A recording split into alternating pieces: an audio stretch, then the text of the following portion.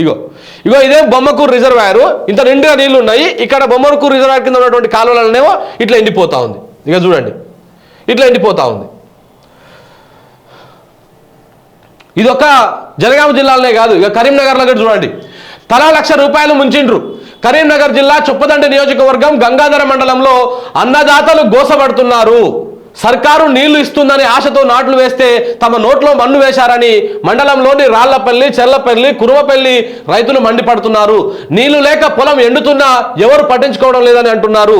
Vote వేయకపోతే చచ్చిపోతారని ఎన్నికల ముందు చెప్పి గెలిచిన ఎమ్మెల్యే ఇప్పుడు తాము చచ్చిపోయే పరిస్థితి తీసుకొచ్చారని ఆగ్రహం వ్యక్తం చేస్తున్నారు. నమ్మి ఓటు వేసేందుకు తలా ₹1,00,000 నష్టపోయామని రైతులు చెప్తున్నారు. నీళ్లు రాకపోవడంతో పోసిన నారు కూడా పాడైపోయిందని వాళ్ళు చెప్తా ఉన్నారు. ఒక్కసారి నిన్న ఒక పెద్దమ్మ మాట్లాడింది, ఆ పెద్దమ్మ మాట్లాడినటువంటి బయట మీకు వినిపిస్తాం మిత్రులారా. వీళ్ళు ఎట్ట తయారయ్యారంటే ఇవన్నీ పక్కకోయినాయి, ఈ విషయాలన్నీ పక్కకోయినాయి, ఇవేవి కూడా మాట్లాడడం లేదు. ఇప్పుడు ఎంతసేపు ఉన్నా మనకి ఏం కావాలి, భజన రేవంత్ రెడ్డి గారిని జోకాలి, రేవంత్ రెడ్డి గారు పక్కన ఉన్నటువంటి జోకాలి. వీళ్ళందరూ జోకితే మనకు సమ్మగా ఉంటుంది. మనకు కావాల్సినటువంటి ఈ జర్నలిస్టులకు కావాల్సినటువంటి లాభాలు ఉంటాయి కదా, అక్రిడేషన్ కార్డులో లేకపోతే ఇవేవి ఉంటాయి కదా, ఇవన్నీ ఇంట్లో ఇట్లాంటివి వస్తే సరిపోయాయి. మనకు జర్నలిస్టులకు కావాల్సింది ఏంది గదే. గవర్నమెంట్ని ఇబ్బంది పెట్టొద్దు, గవర్నమెంట్ జోకితే మనకు కావాల్సినటువంటి లబ్ధి వస్తుంది. జనం ఎట్లయితే జనం ఏమైపోయి స్పష్టం మనకేంది చూపిస్తా. ఒక పెద్దమ్మ మాట్లాడింది, ఎంత మంచిగా మాట్లాడింది తెలుసు అసలు. ఇక చూడండి, సారు మేము రాలిపల్లి కుర్రపల్లి కత్తి బడి ముంగట కేజెక్కి నాదాకు నీళ్ళు ఇస్తాంటి నిన్ను నమ్మి మేము అందరం ఎత్తి ఇప్పుడు ఎక్కడ కాకుండా మమ్మల్ని ఎత్తి నాదాకు ముంచుతుంది, ఏతలకు ముంచుతుంది, ట్రాక్టర్లకు ముంచుతుంది, రైతు బంధు అంటివి, 4,000 పింఛన్ అంటివి, ఇవన్నీ డూప్లికేట్ చేస్తే నేను వేయకపోతే నేను చెప్తాను. ఇప్పుడు మమ్మల్ని తాగుంటావా? అవు నిన్ను ఎక్కడ కాకుండా నీవు సార్లు మాకు ఏర్పడతావు, మా దగ్గర సార్లు విడిచిపెట్టుకొని నీకు ఎత్తివి. ఇప్పుడు మమ్మల్ని ఎక్కడ కాకుండా చేతివి. ఇప్పుడు నువ్వు ఏ రాజ్యాలు ఉన్నావు, ఏదైనా ఫోన్ చేస్తే లావటమే కనిపించేవా? అవు అన్నాడు గూరవా నీకు పింఛన్ వస్తుందా, అటు వస్తుంది చాలంటివి. మా నర్సరాపేటను గంగనే చెప్తుంది. మేము వాళ్ళ మాట నేను బోర్డు పడుతుంది. ఇప్పుడు మమ్మల్ని ఎక్కడ కాకుండా చేతివి, మమ్మల్ని ₹1,00,000 ముంచుతుంది. నబర్ లక్ష అంటే తలా ₹1,00,000 ముంచిడు అనమాట. ఏమన్నాడు ఇప్పుడు? అవు నువ్వు పింఛన్ లేదు, 4,000 పింఛన్ ఎక్కడ, 2 లక్షల మాట ఎక్కడ వాయ్, నారాయణపురం చెర్ల నీళ్ళు ఎక్కడ వాయ్, ఇవన్నీ మోసపుచ్చింది. మీరు అయ్యబట్టే నేను చస్తా అంటే ఇప్పుడు మమ్మల్ని చస్తాడు. నీ నువ్వు బతుకుతో మేము చస్తాను. ఇక మమ్మల్ని ఎక్కడ కాకుండా ₹1,00,000 ₹40,00,000 వచ్చింది. చూడు నా పొలాలు ఎండిపోతున్నా చూస్తున్నావు. పోయింది 2 మళ్ళీ వేసుకుంటే 2 మళ్ళీ 4 ఎండిపోయాయి. 4 బత్తాలు చేసుకుంటే 10,000 పెట్టి ఇత్తనాలు చేసుకుంటే 5,000 ట్రాక్టర్కి 50,000. నువ్వు ఏతలకాయ మందులకాయ గంగలేత్తివి. నువ్వు ఇప్పుడు నిన్ను ఎక్కడ కాకుండా చేసినట్టు ఇప్పుడు నువ్వు ఏ రాజ్యాన్ని ఉన్నావో ఏ దేశాన్ని ఉన్నావో. అది గెలిచినాడు కనపడాడంట, ఇప్పటిదాకా కనపడలేదంట. ఆయన గెలిచినాడు కనపడాడంట, ఇప్పటిదాకా కనపడలేదంట. మీరు ఓటు వేయకపోతే నేను చచ్చిపోతా, నేను చస్తా బత్తా అని చెప్పేసి అన్నాడు. మరి ఓటు వేయకపోతే చచ్చిపోతా అని ఇక్కడ ప్రచారం చేసుకున్నటువంటి ఈ కాంగ్రెస్ ఎమ్మెల్యే మా గవర్నర్ గారికి కనపడదు, కానీ మిగతా వాళ్ళు కనపడతారన్నమాట. ఆ గవర్నర్ గురించి మాట్లాడాలంటే ఇక నోరు ఖరాబు. ఇక చూడండి, ఇంకా చూడండి. కేసీఆర్ ప్రభుత్వం అట్లే ఇప్పటిదాకా క్రేన్ ముఖం చూడకుండా రైతులు బతికిరు. కానీ ఇప్పుడు అంతమంది 4 కాదు, క్రేన్లు వేసుకుని మొత్తం పొలాలన్నీ ఎండిపోతున్నాయి, ఎక్కడెక్కడ నార్మల్ ఎండిపోతున్నాయి, దున్న దుక్కులన్నీ ఎండిపోతున్నాయి. ఈ మొత్తానికి ఏది బయట కూడా అయిపోయింది, పెట్టుబడి కూడా రాకుండా అయిపోయినాయి. ఇలా అనవసర అవసరం లేక మొత్తం ఏం చేయలేని పరిస్థితులు ఉంటారు. ఇప్పుడు గెలిచిన ఎమ్మెల్యే గారు ఇటు గెలిచినాక ఇది ఏం జరుగుతుందో చూసడానికి కూడా ఇటు రాలేదు. ఎందుకోసం ఆయన చెప్పిన మాట ప్రకారం కనీసం గెలిచిన గంటలు కూడా రాకపోవడం మాకు బాగా అవమానం లెక్క అయిపోతున్నాం. మంచి పద్ధతి లేదు. వచ్చే కూడా ఈ ఏరియాకి ఎక్కడ కూడా ఒక రైతు కూడా ఒక పడే పరిస్థితి లేదు.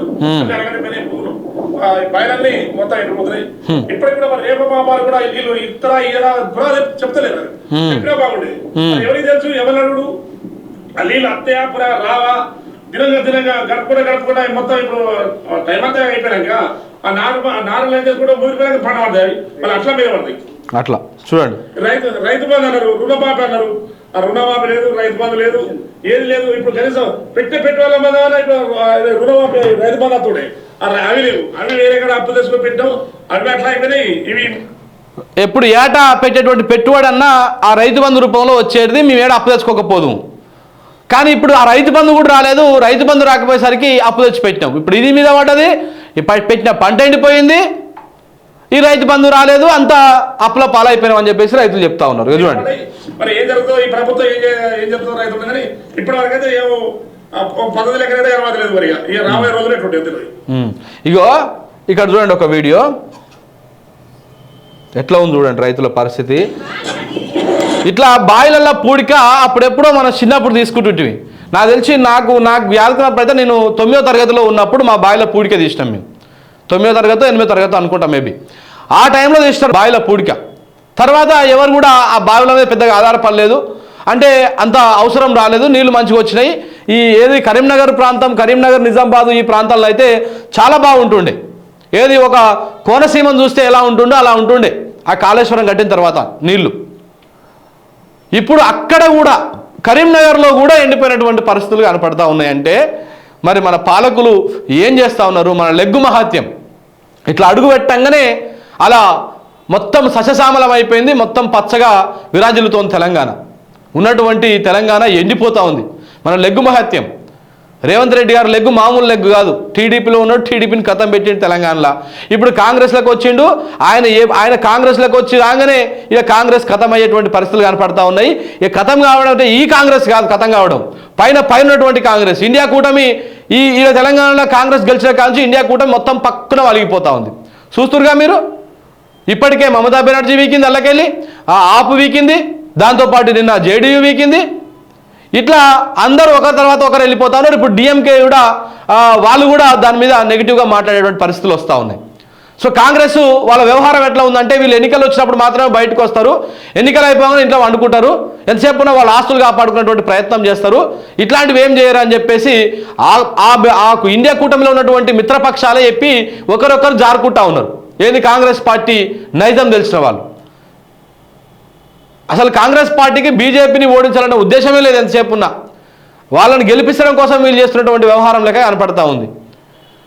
ఒక అవుట్డేటెడ్ లీడర్ని, ఒక రాహుల్ గాంధీ అనేటువంటి ఒక అవుట్డేటెడ్ లీడర్ని ముంగల పెట్టి ఈయన భావి భారత ప్రధాని అంటే ఆయన కుక్క పిల్లలతో ఆడుకోవడానికి ఆయనకు టైం ఉంటుంది, కానీ వచ్చినటువంటి లీడర్లను కలవడానికి టైం ఉండదు అనమాట ఆయనకి.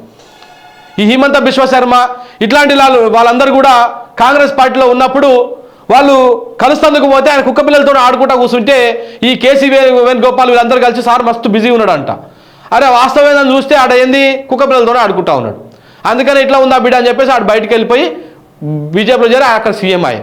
సో కాబట్టి ఇట్లా ఈ విధంగా జరుగుతున్నటువంటి వ్యవహారము ఈ కాంగ్రెస్ పార్టీని ఎవడు బాగుపరచలేడు. దానికి వాళ్ళకు వాళ్ళే గోత తీసుకొని అది